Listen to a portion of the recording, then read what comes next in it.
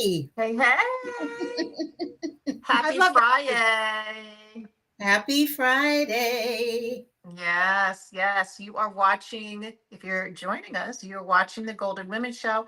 And look, we have to be fair to our audience and let you guys know that we're just sort of doing these lives whenever. And we understand that's not fair to you. So, but life is lifing. And we have other stuff going on, but you can catch all of our live shows on YouTube whenever you want.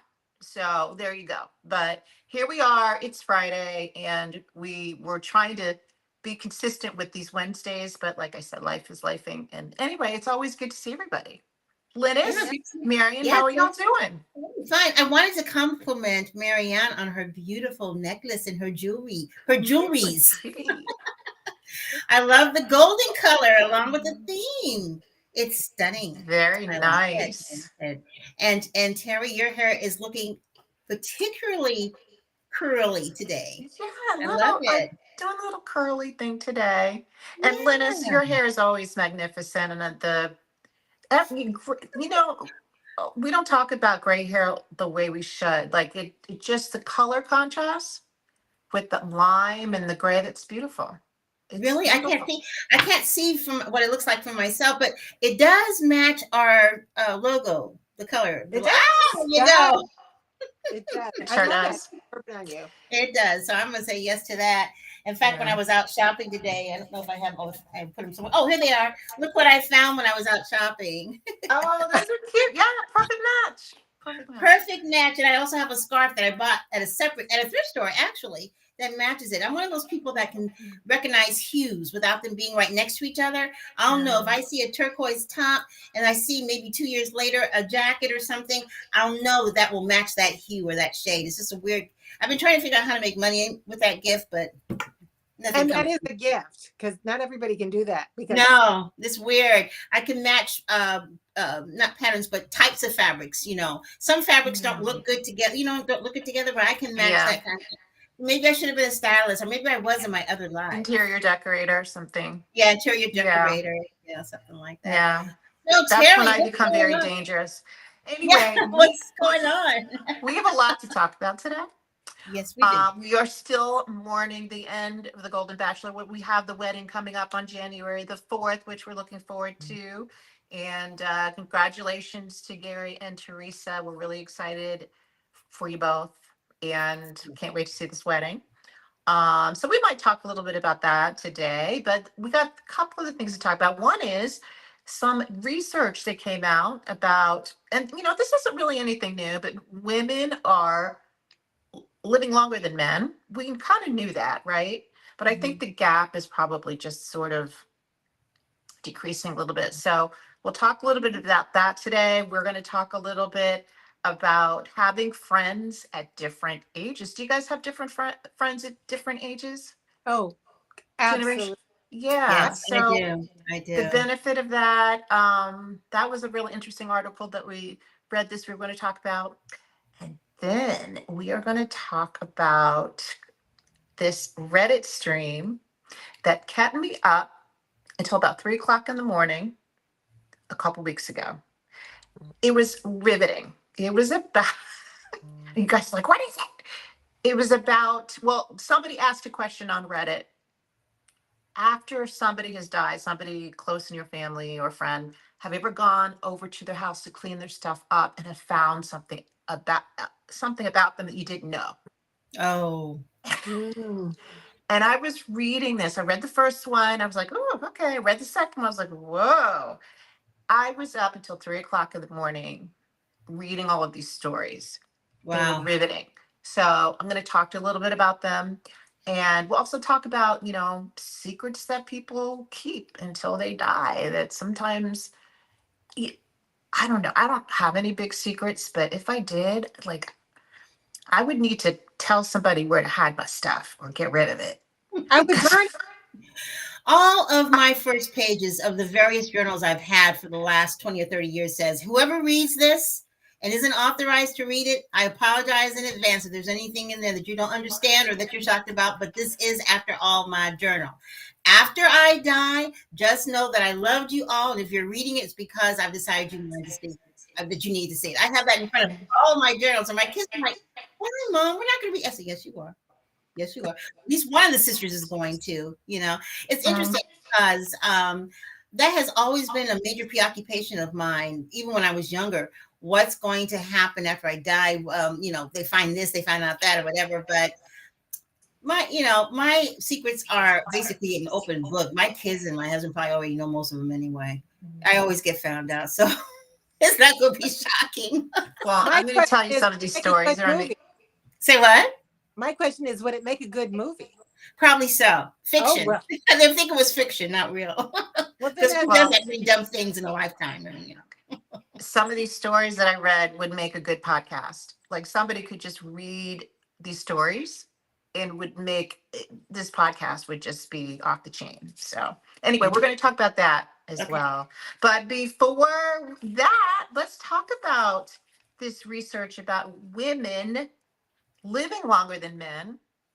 And I wasn't surprised by that because, as I was growing up, and you probably experienced this too, I remember when I was young, there were a lot of men that would die. Like I remember at my church, there was the men always died first before the women. There were a lot of widows in our church. And then I also remember when I was in grade school and through K through 12, there were a lot of families that lost their fathers, right? The fathers passed, left the mother with the kids. Like that used to happen all the time. I remember like so-and-so had a heart attack and it was always the male. But interestingly enough, the last 10 or 15 years, I can count more women, especially from families that were connected to my daughter, more women who have passed than men. These kids' mothers have passed. So I just thought it was a really interesting article. What do you guys think? Are you experiencing the same thing? Do the women in your life, are they living longer? Yeah, maybe when I was growing up, it might have seemed that way, but I really didn't have that much death when I was growing up. People in my family lived a long time, and I really didn't start dealing with death until I was about in my 30s. In my 30s was when I had my first major loss, and it was my mother, and she was young. She was only 56, but that was an accident. It wasn't from being, sick. But I can tell you this. I have noticed that caregivers, regardless of what their gender might be, end up dying before the people they care for a lot of times. And it's probably obvious as to why that might be. There's just so much that they're doing and they're not taking care of themselves, plus their age. I have noticed that. But I kind of think that maybe the life expectancy gap is not as constant as it was. There's so many different factors that are coming into play now that wasn't in the past, especially when it comes to being women. Women are in more stressful situations, over extended period of time because of all the stuff they do, and they're climbing the corporate ladder. And on the other side of that coin, a lot of men have decided not to do that and to stay home and raise kids. So it makes me wonder, well, later on, does that mean that they might live longer? So I think there's a lot of things that go into it. Your lifestyle, of course, your mind, body, spirit connection in terms of how you're taking care of yourself, and definitely what's going on in the later years in terms of, your level of responsibility. So I think it's beginning to change and maybe even out. But did you know what the life expectancy is for women versus men? I don't know what it is right now. Okay. Yeah, I know it's much higher than it was 30 or 40 years ago, but we But still are outliving men. It's dropping. It's actually the age, the age is actually dropping. Oh. For the first time within the last couple of years. I think Yes. women have a sense of community, and we share our emotions, and I think that's we get it off our chest. And men tend not to. They keep it bottled up. And there's a commercial with Kareem Abdul-Jabbar. He talks about AFib, and he says, I finally went to the doctor because I thought, oh, it'll pass. I think men tend to think, oh, it'll pass. It'll go on. Men who married men tend to live longer than single men. I've heard that before. Single women tend to live longer than married women. Okay, that's a disconnect. But just what you I'm said, not going to because comment on that one. married women tend to be the caregivers and they help men and stuff like that. They're the caregivers of the family. Whereas single women, are taking care of themselves. They don't have a lot of times, the burden of, being taking care of the man. And I can tell you in my family, a lot of times there were, I had an aunt, my aunt Mary. Her husband was 15 years older and he was sick. He had the flu and she was his caregiver. She had a heart attack and died. And 6 months later, he was married to somebody else. Oh yeah. I know. And I always wonder about that. I understand where the men are about wanting to find someone to take care of them. They're used to it, blah, blah, blah. But what about these women? I mean, do they not know what they're walking into when they marry someone who just got to maybe losing a partner that's been there for years and years and years? And then I always wondered about that because I can tell you when my dad remarried after my mom died, and he was 60 when he remarried, but when he lost her, he waited about 4 or 5 years before he got married, but he started dating about 15 months after she had died. And I used to wonder how his wife felt about it because he would a lot of times slip and call her my mother's name all the time. All the time. He would come over here and stare at my mom's pictures. And because I have my mom's pictures everywhere all around the house, because he doesn't see them at his house, obviously, he didn't back then. But I don't think he ever really fully got over her, but he also didn't want to be alone. He wanted the companionship. And so I guess women like that have to become thick-skinned. I don't know. Whenever he did that, she always acted like she didn't hear. But sometimes it'd be, whole families around her like, with nothing, she wouldn't say anything. But I just wonder about that. If women make up their mind when they marry someone who's been married to someone else for so long, and it hasn't been like a long time that the person's been gone, how they feel about that. That's what brings me kind of to the Golden Bachelor. But both their spouses have been gone for a while, though, right? I think, okay. The Golden Bachelor, Teresa, Tony. Do you think he's going to make that mistake? And how do you think she's going to take it? Who? Billy? Teresa and Tony. Yeah, that's I could see that happening, not on purpose, of course, but just so used to saying that name, even though he hasn't maybe said it on a regular basis in a while. But now you have a woman back again, and and it just comes out. Yeah, I mean, these are things that you don't really probably think about that much when you're in the throes of planning and falling in love, blah blah blah, all this other stuff, and then the day to day, though, it's like. Yeah, but you know what, Lynnis, you have sisters. Stop and think about it. How many times did your parents say, "Lynnis, but do what, who, whatever"? My mom was my name was Lynnis Lisa Lynnis Leslie Lisa Lynnis. That was. Oh, there's 3 L's. Oh, that's even worse. Yeah, that was our name. Yeah, and I had cousins. Their names were Brenda Barbara Betty Brenda Barbara. Betty Brenda Barbara. What are y'all? That should be the overall name. What are y'all? Exactly. Yeah, whatever. Exactly. You know who I'm calling. Exactly. So you can see how that can happen very easily. So I guess you learn not to take it personally because, yeah. Yeah. Well, I think with the longevity, it is interesting because, one of the things we know with women is that we start to our health starts to decline after menopause.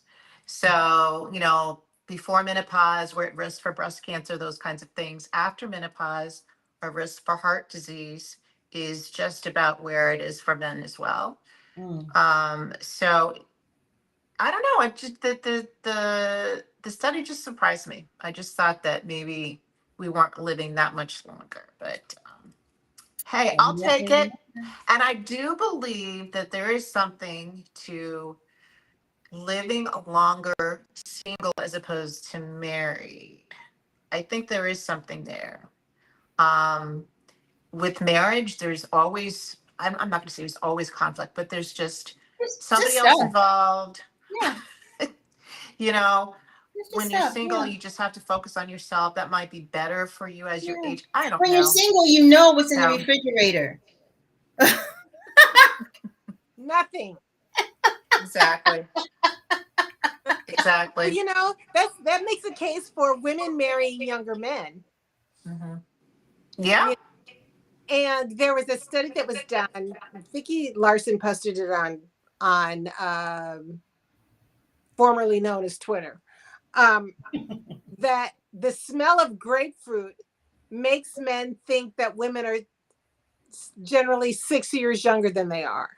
The smell of grapefruit. Really? Yep. Where did you hear Well, that? I What's the have some science behind grapefruit that? essential oil right So, here. science. Science. The smell of grapefruit. Yeah. Yep. This is some grapefruit essential oil. I'm putting it on right now. We'll see what happens. And somebody said, "Oh, are you 60?" Oh, All right, I have to share that with all my single friends that do Tinder. yeah. Because all of them they don't want to share their age at all. They said once they share that, they're all over 50. Once they share the age, it's all over with. Yeah, men, Wow. they don't want to, even the older men don't want to date women in their 50s Okay. or See, I don't beyond. Yeah, know. that's what I've been Yeah, told. I got So I have to, remarried at 45. So that wasn't the 50. So I guess my experience doesn't count, my brief dating period, because my second husband just swooped me up. I didn't date anybody else. After I met him. But wow, yeah, so I got to interesting. tell them about the grapefruit. Yeah. No, do you think that sometimes we are our own worst enemies in terms of the kinds of things we tell ourselves, and it becomes self-fulfilling prophecies? I mean, if you think they don't want to date you because you say your age is 50, then they don't want to date you. I think it's a generational thing though. I think baby boomer men are more likely to want to date down. I think Gen X, the 45, 50, 45-year-old men are more inclined to date women in their 50s. I think 45-year-old men are more likely to date women in their 50s than a 60-year-old man is to date. No, than a 50-year-old man is to date a woman in their 50s. Got it. Yeah. But Interesting. what sense does that make? Because by the time you start dating, say the woman is 48 because you don't want her to be over 50. In Right. 2 years, she's going to be over 50, right? 10 years, she's going to be 60. So I don't get it. If you're looking to be with her for a long period of time, for the rest of your lives or whatever, does it really matter how old she is? She's going to hit those ages that you don't Well, care you know, for. So I we're don't such get an it. ageist society. We have allowed age to make a difference. We really have. I mean, that's why I've been talking about this whole thing of rebranding the word old, because what is the big deal? We've been using the word old since we were 1 year old, 6 months old, 21 years old. Then all of a sudden, when you get 60, old is bad. I mean, I don't get it. Why we have decided to attach that kind of stigma to the word old. But we definitely have issues around age in this country. In some of the other countries I've visited, that doesn't seem to be quite the same. I've noticed, for instance, the women in France, they are less likely to have plastic surgery and things like that when it comes to the wrinkles, and less likely to wear makeup and stuff of that nature. And they don't seem to be less likely having sex. So, Yeah, embraced a little bit more over there. But I don't yep. get the temporal thinking, you know? Yeah, go for your 40-year-old woman. In 5 years, she's going to be 45. And then So what? then, Get yeah, rid of you're her and going to get another switch it up model. again. I don't know. Well, maybe so for some people. Whoa, that's pretty scary. Speaking of age, there was an article that we all read this week about having friends who were different ages, and I thought that was a really, really interesting article. Um, And I tend to, most of my close friends are my age. And I don't know if that's because that's just the way it is, or I've made that decision. I don't know. But they just are. Most of my friends are around between 55 and 60, I would say. I do have friends that are younger, and I have friends that are older. Mariann is one of my friends. You both are, right? You're not that much older, but a little older. Um, but I have found that, and I think it's good because when you have friendships and connections that are not your age, you get their different perspectives and their life experiences and their different levels of wisdom. And I know, there's some things that you've lived, Mariann, and experienced that I haven't because you've been here longer. And so I think that's wonderful, right? To have a, somebody who's older, somebody who's younger, just those different levels of wisdom. Um, but I think the challenge is just syncing up. Not I would say more so for my friends that are younger, syncing up with our schedules, right? Because most of my younger connections are still in that 9 to 5 grind. Some of them have kids, and you know how hectic your lifestyle is during that time. It was for me. And right now, I'm an empty nester. I'm not going to say I'm retired, but I have a lot more flexibility in terms of how I work now. So, if I wanted to go out to lunch at 2 o'clock in the afternoon, zoom up to New York City and go see a Broadway show during the week, I could do those things right now. Some of my younger friends couldn't do that. So that the syncing of our lifestyles is a little bit complicated and difficult. So that would be the only thing I see as sort of being a challenge. But what about you? Do you guys have different age I groups in your do. friend Yeah, I circle? do. How's it working for you? Well, I purposely sought out women that were younger because my demographic in my business is 45 to 55. And that's, significantly younger than me. They're all, 20, anywhere from 11 to 20 years younger. So therefore, in order for me to be relevant and understand some of the things that they think about and go through, I've made it a conscious effort. But the interesting thing is that a lot of times in conversations, I find myself thinking to myself, well, keep living. Some of the things that they're focused on or talking about, or I do too. some of the wisdom that they, share. It's like, okay, well, keep living. I know. But it's not for, I but do I'm too.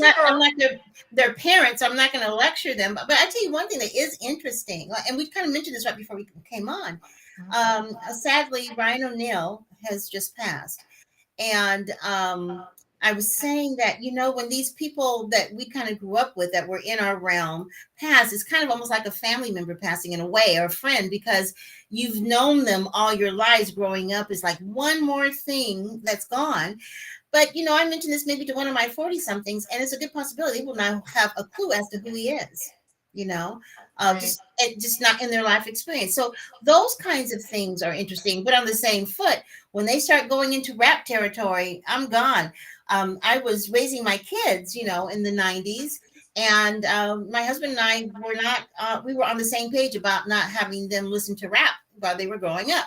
I mean, the most rap they listened to was like gospel boogie. I mean, we just weren't having them listen to rap growing up. So there's like 10 years worth of rap that I missed of people, And so when they're doing the rap shows from the 90s, the way back when or whatever, I'm just like during the headlines, I don't know what you're talking about. I don't recognize any of the names, some of the music, the ones that got real popular. But that's a disconnect for me because that wasn't where I was the time when I was raising my kids. They were in junior high. So big difference. Yeah, big difference. So I see it from that way. Just, life experience, our histories are different, but I think at the same token, it's a great way for me to learn. Now I do know more about rap. Oh, I have one other example. I was thinking of something completely different when I began reading Jada's Worthy. And my impression of all of that was very different than the 40-something impression. Because I kept wishing basically that the advice had come through a different vehicle because of the way she chose to promote it. Because I just think it did her disservice. She came across in some ways as disingenuous for some folks, at least for me. Whereas my 40-something friends had a very different outlook. They feel like she was, cutting edge. It was very brave of her to come out and say what she said, and her writings are helping a lot of people. So I said, okay. And it kind of broadened my horizon a little bit. I still haven't finished the book, but it's a different perspective on the book. Yeah, they did. And Jada, I don't know how you feel about her, but yeah, I think she's she's very what's that word? Pulverizing, polarizing. Well, polarizing maybe, but she's very polarizing to me. So Yeah. yin yang. Mariann, what about you? Difference between demographics and now they call it psychographics. That people could be different age groups, different genders, different whatever, but psychologically there's something that brings up, there's a commonality, there's something they have in common. Most of the friends who are my age are friends that I probably had for 50 years. Yeah. The friends that I made in college Mm-hmm. that I'm still friends with because we have a sense of shared history. Yes. So I've made very few friends that are my age, I'd say within the last 10, 20 years. Wow. Most of the friends that I've made in the last 10, 20 years are significantly younger than me by 10, 15, 20 years. Me too. And that's just because we tend to have a lot more in common because I've coined this phrase, contempораger. I tend to be of the moment. And some of my friends who I am still friends with because of our shared history, if I just met them today, I don't know if we would be friends because their mindset is not necessarily contemporary. It's like I'm the one who has to show them how to use. Oh my God. It. It's Yes. like this is how you text.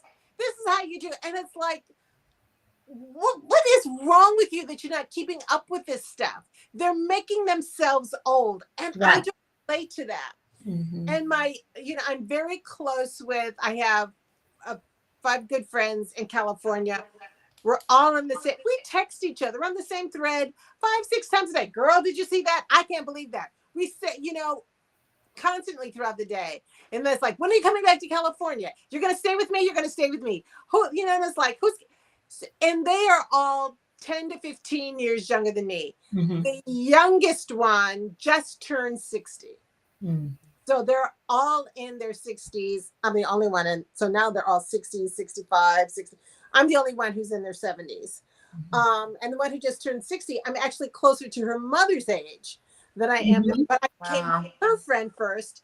And now I'm also her mother's friend. And I kind of like almost bridge that gap between her and her mother because I can have conversations. And the interesting thing is my son is about to turn 50. I am now friends with his friends, like, with my daughter-in-law and my daughter-in-law's friends. It's like, we are women friends, contemporaries. It's just a different thing. And I think it has to do with mindset. Sure. That's a good point. So interesting. I was thinking my daughter's dating someone who's 48. Okay. And she'll be 40 next year. But on the same token, I have a collaborator and a lady who's becoming my friend who is 48. But I don't think that I would be as close to my daughter's friends who are in that age than I would the ones that I pick out myself, if that makes any sense. We have a lot in common, she and I, and sometimes I forget that she is as young as she is, and until we start talking about music. She's the one who's bringing me up to speed. But it's interesting because the guy that she's dating that's 48, I look at him more like a son or, that kind of thing than I would a peer or a friend. And he's almost 50. So I am old enough to be his mom. I'm 66. I'm old enough to be his mom. It's interesting. It is a mindset. It is. Absolutely. Yeah. And with among my younger friends, they tend to forget how old I am. I mean, they don't make this, oh, you're the old one or whatever. There's just kind of like, it's like there's this baseline of we're all in this soup together. Right. Yeah. But then there will be the times that I will say something and they will go, oh, yes, grasshopper. Yes. Yeah. And so they will get that and they will go like, yeah, and then like, that's why we love. Yeah, we needed to hear that. Just because. Let me ask you both something, because you mentioned this also, Lynnis, and this happens to me a lot. And it feels like role reversal now. But when somebody younger says something or they're talking to you about something and it's something like you know the end of it, you're right, you can see, right, you know exactly where they're going, what's going to happen to them, just because you've experienced it as well. How do you handle that? How do you, I mean, do you just go right in, and or do you keep it in your mind, like keep living, or do you offer You words know, of wisdom? Like, how do you handle that? it really depends. With my daughters, I like to keep the lines of communication open. So I may not say something right away. Mhm. Usually what will happen is I'll have a discussion with one of my other daughters, and one of the other ones would have picked up on something that's like, that didn't seem quite right. And then I'll say, well, blah, blah, blah. And then they will say something to her. And then that way lines of communication's open and she'll get Ah, that. okay. But with my friends, when they do that, I will say something, but it won't be like that I'm getting you told kind of thing because you're so young kind of thing. It will just be in the course of conversation, you know. Mhm. I'll give you a good, well, actually, this is a good example, but this is actually someone who is a little bit younger than me, but her mindset is like about 80. She's very, very conservative and very old fashioned. She's one of my clients, and I'm working with her on her social media strategy. We're looking at a graphic, and she wants to work with women age 35 to whatever. I was like, okay, now in my mind, I'm thinking that's not going to work, but because they're so different in terms of from life for life coaching, they're focused on different things. But anyway, I said, okay, fine. So anyway, she said, "Oh, on that picture right there, I really don't like that because look at how she's dressed." So I looked at how she was dressed, and what it was looked like these ladies might have been anywhere from 25 to 35, hard to tell. But one of them had a white top that was kind of low, but it was no big deal. And I said to her, "Seriously?" I said, "You know what? You need to really seriously think if you want to work with 35 on up because one thing that women that age that you might work with, they don't want to feel like they're being judged, especially by us. And what she has on, quite frankly, is probably something that I would wear. I mean, it's a little low cut, but it's not. It's there's nothing there. But see, she's very conservative, and she's like I don't know, 62 or 63. But her mindset on some things is much older than that for whatever reason. And I thought that was so interesting because here's somebody who is younger than me, but she has an older mindset. So again, that whole idea with mindset. But I did tell her directly because I don't want her to set herself up because I think it would be. I said, now you can have two separate programs maybe, but you first have to take a look at can you really even relate to that demographic because they are very, very different than Yeah. kind of where you're at. I mean, that shirt right there is nothing. It was just it was a button down, and one of the buttons wasn't buttoned. Yeah. So there's two things that you're saying. One is she has a conservative mindset, which is fine. Actually, it's Okay. fine. If you want to be conservative, thinking conservatively about things, I have no problem with that. Then the other piece of that is you're being judgmental. And I think that is where this younger generation gets their feelings hurt a lot. Yes, I yes. have been told so many times that I'm judging, You're I'm being judging me. You're judging judgmental, me. Mm-hmm, especially by my younger mm-hmm, connections. mm-hmm, mm-hmm. So I don't necessarily feel like I need to give up my conservative. I am conservative in in their eyes, right? Mm-hmm. On some things. That's fine. I'm not going to change that. But what I think I'd have to work on sometimes is being judgmental. And I've been Yeah, really trying to be better with that. I'm glad you mentioned Um, that because I think it's both sides. I think that first of all, the other generations, whatever we're talking about here, the judgmental generation or the you're judging me generation is hypersensitive about that. But I yes. also think that we are insensitive about that. So together, it's like not a match. And that's exactly what I told her. I said they're going to feel like you're judging them if you were to say, "Oh, that top is a little bit." They're going to feel that way, and that's why you should think about: do you want to work with this Mhm. particular generation because this is how you feel, this is what you think, and that's fine. But you want to be able to be open and help them, and it's going to be difficult to be able to help them if you are feeling this way about them, and they're feeling that you're judging them. Mhm. And she Right. was like, "Wow, I hadn't thought about that." And Yeah. I think there is a lot of great benefit to maybe having a life coach that's a lot older than you are, but there are some stumbling blocks that you have to think about when it comes to is the bang really, is the bang worth the buck kind of thing? I mean, will you get everything that you need out of it because this person is a good 30, 40 years older than you are? Will you still get, now a career coach, that kind of stuff I can see, but life coach, a little different because you're dealing with, personal habits and, things that go on in your life, and a lot of things that are going on in a 30-year-old's life now was something I experienced 40 years ago. So it's kind of like almost apples and oranges, probably almost. Yeah. But when it comes to giving advice, know your audience.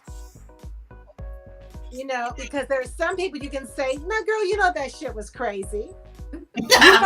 You know right, who you can exactly. say. You're exactly right. You know who you can say that to. And then there are other people who are very sensitive to being judged. And it's how they hear it, it's how they interpret anything that sounds like, and they get defensive. And with them, you just, ask your questions. You like to say, "Is that what you're going to wear?" You would never, you wouldn't say that. You just say like, "Oh, Okay. yeah." You just not say, not judge it like that. You have to be straight up, because that sounds passive aggressive. And you say, orange is not good. Orange is not your color. I think green looks better on you. I think that's so funny. Straight up with it. It's not, you can't be, like I said, you can't be like, "Is that what you're going to wear?" Because you think you're being like, but you're just like,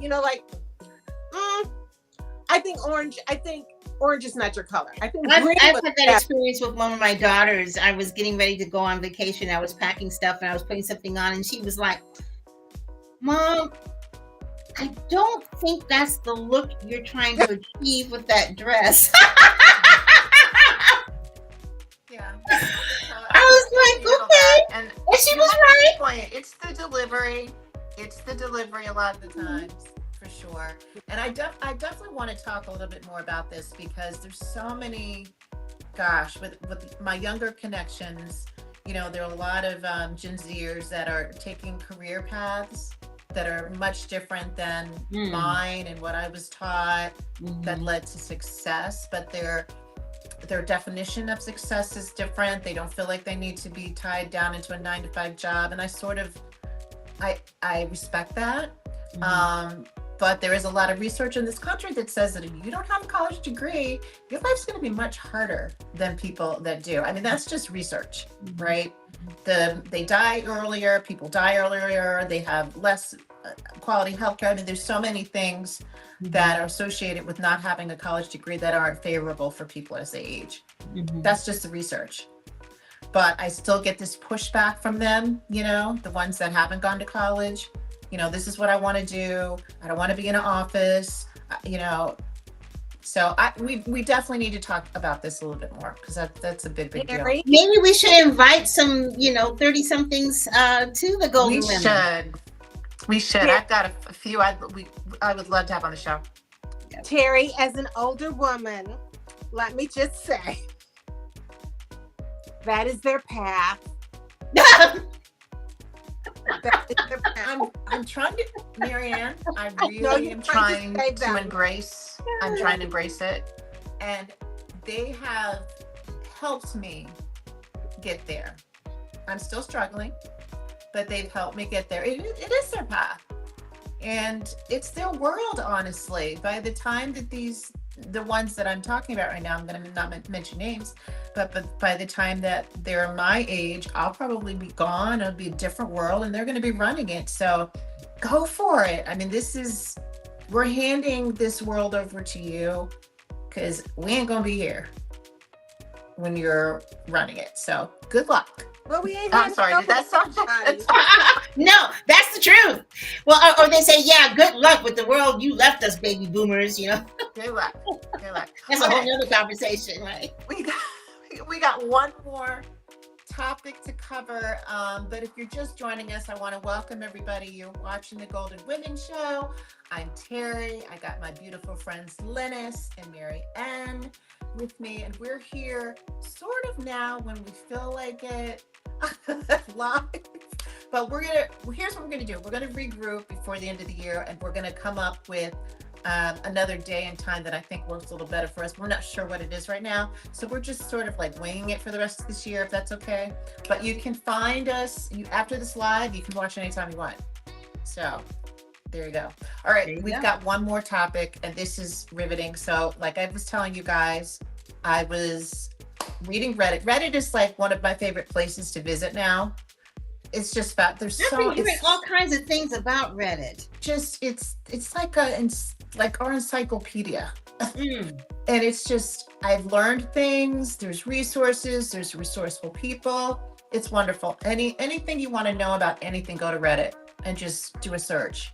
And there's somebody there who it's like, oh, okay, that happened to me, or yeah, I know about this. It's amazing. And they have all sorts of, they're called subreddits, or just off little, smaller conversations within the larger conversations. Is that the Terri? Conversation on Reddit. Is that the one that Serena Williams' husband owns? Yes. I don't think he owns it anymore. I think he sold it maybe. But yeah, it's wonderful. So anyway, I've been on Reddit a lot, spending some time on there, and I came across this subreddit. Somebody started, ask the question, if you've ever had to go to somebody like a relative's house or a close friend's house after they've passed and you've had to clean out their house, was there anything that you learned about the person that you didn't know while they were alive? And I was like, ooh, let me read some of this. So I started reading, as I told you, I started around 11:30, 12 at night. I was reading till 3 o'clock in the morning. The stories were riveting. People were finding out that, people were married to other people and didn't know. They found marriage certificates. They found that people had kids. They found that people, and we know this happens. People had 2 or 3 other families with children. Alternative lifestyles, a lot of that. Like they always suspected that the uncle, because he was never married, was maybe gay, but and they go into the house and they find this. Interestingly enough, with a lot of the older grandpas and grandmas and stuff, I think these are probably Gen Zers who are writing these stories. People had money hidden all over their house. Wow. In the mattresses, in the walls, under the floorboards. People were saying they went in and found like thousands and thousands of dollars that people had. Yes. Well, they won't have to worry about those stories. Huh? They won't have to worry about that with me. A lot of those stories with money hidden. I was like, wow. So there was one story that I read, and it hit me right here. And I wanted to share it with you because it is about this larger topic of hiding things, like keeping on to secrets for your entire life, nobody really knowing until maybe after you die, right? So there was one story, and I know I'm not going to tell it right because I don't remember all of the details, and that's okay because I'm not sure who shared the story, and I don't want to be too specific because it might reveal who this person is. But it was a story about somebody's uncle or aunt or grandfather, older gentleman. He passed away. He was either a doctor or lawyer, had a very prominent career, and he had a lot of grandchildren. And so all of the grandchildren that went into a creative field, like became an actress or an actor or a comedian or, a script writer or an artist, he was always very dismissive towards these grandchildren and embraced all of the other grandkids that had careers like in medicine and law and all of the prominent areas. Like he embraced all those kids, but all the kids that were creatives, he totally was very dismissive and disappointed about their career choice and didn't embrace them as much. So when he died, the grandkids went over to his house and found his desk. Went over to the desk and tried to see what was on there and get some paperwork cleared out, and found a drawer that was locked. They found the key. They opened up the drawer, and in that drawer were these sketches. He was an artist. The sketches were, they said, beautiful. Like he was a professional artist and could draw and sketch, and they could tell by some of the work that this was very recent. So he all along was a creative person and an artist. Wow. And I thought, oh my gosh, what hit home for me was he never got to, for some reason, live out his dream of becoming an artist. Oh, and wow. that's why he was so dismissive and disappointed. Well, I don't know if it's disappointment, but just was dismissive towards these grandchildren that embraced the career that he didn't get a chance he wanted to have. embrace. Yeah. And that was the end of my night. I went to bed after that story. But what do you think about that? What do you think about living all your life, not being able to live out your dreams, and having, there's sort of like this connection between that and secrets, right? You have something you want to do, you never get to do it. Nobody ever knows really. And it's sort of like this connection between that and keeping secrets, and people really not knowing until you pass. It's just interesting. Yeah. Well, they say that you don't want to die with your dreams still in you. You don't want to die without pursuing those passions. And I think sometimes as we get older, we become even more fearful about doing something different or new because we don't want to be embarrassed, or what if it doesn't work out, or whatever, that underlying self-doubt or whatever.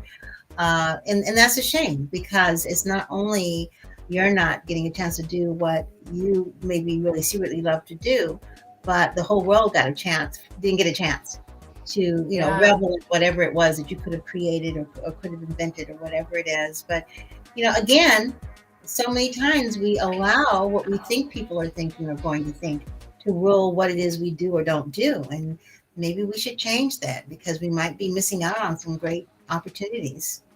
Well, it's in the Bible. The Bible, the story of the talents. Do you bury the talents that were buried? I have this mantra as a creative. I have this mantra: talent is what God gives to you. What you do with it is your gift to God, and not to use your talents is the greatest sin. I understand his story. I am the first generation creative in my family. I had singing lessons and piano lessons and acting lessons as a child. It was encouraged so I could get culture. The idea that I would pursue it as a career, oh, no. So it was, and also Catholic school. It took me a long time to come out of the closet as a creative. And it was when I was in college, I discovered Carl Jung. And I realized, and Carl Jung says that our desires for our pursuits are coded in our DNA. So I looked at my parents and what I got from them, and I realized I am genetically predisposed to be an actress. I didn't get that desire, it wasn't like I didn't, because I wanted to cure myself. It's like, am I a narcissist? What's wrong with me? Oh my God. And it's like, you know me, what would I do with all of this if I wasn't an actress? Right. And so when I started pursuing it, it was really discouraged. It was forever. Oh, especially since I had a double major, theater and journalism. And when I first got out of college, I pursued the journalism first. I was a unit publicist for Burson Marsteller in New York. I was making good money, and it's like, I was doing well. It was socially acceptable. when I was married, when I got pregnant with my son, I went on maternity leave. And the very first audition that I went on, I was for Off Center Theater in New York. They had a contract with the Parks Department for the city of New York for $75 a week, and all you could beg in the street. My first audition, I got it. It was a paying gig. And I thought, I never look back. I thought that was an omen. And it was like, ugh, you can't believe what she's doing. Now, when I got married, my husband married a working woman. And I made up my mind that he was not going to support me. He married a working woman. I was going to be a working actress, which meant I wasn't going to be a starving artist ever. I was going to make money at it. And I always did. And then when I started making money on commercials, I'll never forget, I did a total cereal commercial, and they did print ads, and they put me on the back of the cereal box. Mm. My mom had so many, it's like she'd go through the supermarket. Oh, this is my daughter. Once I became successful, it was something else. But I never got any encouragement for it. Mm. Now, what I will say about this man, the artist, he probably was discouraged. He had this, so he did the thing that he was supposed to do. He did the goods, which is why he projected onto his younger relatives, well, you shouldn't do that. It's like, because he expected them to make the same kind of sacrifice that he did, because that's what you do. And he hid his talents. You know, obviously, he didn't stop drawing. Mm. No. Because if it's in you, you have to let it out. So he continued to do it because the DNA needed to express itself. But he kept, because it was something that he was ashamed of. He didn't want anybody to know. Because the people knew, then he would have to pursue it. And if he pursued it, what if he failed? And I think that was his big, you know, it's like, well, what if nobody likes it? What if it, you know, I'm just doing it for, you know, for when you're doing it for other people's approval and other people don't like it, then it's like you're a failure. Right. Very, very complicated. So he just projected onto his younger relatives what he was afraid to do. He projected onto them, and that's why he didn't like them, because they were doing what he was too afraid to do. Interesting, isn't it? Yeah. So interesting and sad, you know. I feel Very, very, very sad. I think at the end of one's life, disappointment is a lot easier to live with than regret. Yeah. You can, if you tried something and you're disappointed, it didn't work out. But if you never went for it, that's the hard one. The coulda, woulda, shoulda. Yeah. Yep. Coulda, woulda, shoulda for sure. Well, this has been an interesting conversation. We have to continue some of this next on another show, definitely. And we are going to get somebody younger to come on. We got to talk about the generational differences and things like that. I've got a lot of candidates, so we'll see if I can get some of them on and have those conversations, because I think that's really important. So, all right, we're finished. We're done. We're done. Have a good weekend, everybody. We can't really tell you when we're going to be back, but we're going to try. I think we're going to shoot for Wednesdays, but it might be, you know, We'll be on for we at might least need to change it. every week. We're just not quite sure about the day, but by January, we will know. Yes, in January we will know. And in January, we're going to start to bring on some guests. So we're really excited about that. We're still working on Natasha Hardy. Yep. So, Natasha, if you're watching, we're still working on it. Yep. We haven't forgot about We'd you. love to have you. Absolutely. Yes. And some other guests. So we're excited about that. Tell your friends about us. We are the Golden Women. I'm Terri, Lynnis, Mariann. Thank you so much for watching. Have a good week, and we will see you next time. Bye bye, everybody. Everybody.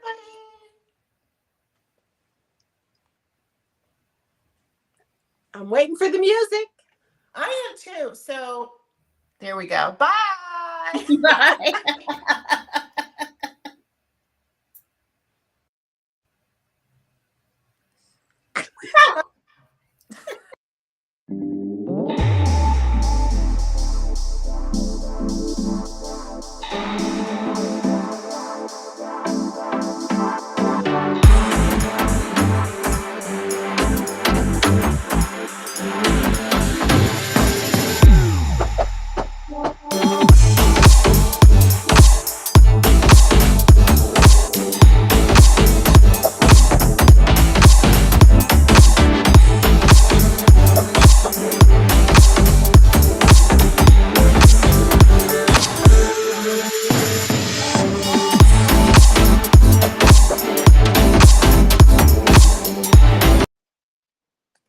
Hello, I'm still here. Is Lynnis gone? I think Lynnis is gone. Yeah.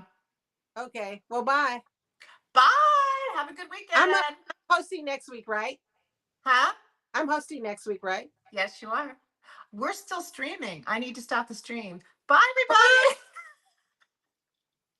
Bye-bye.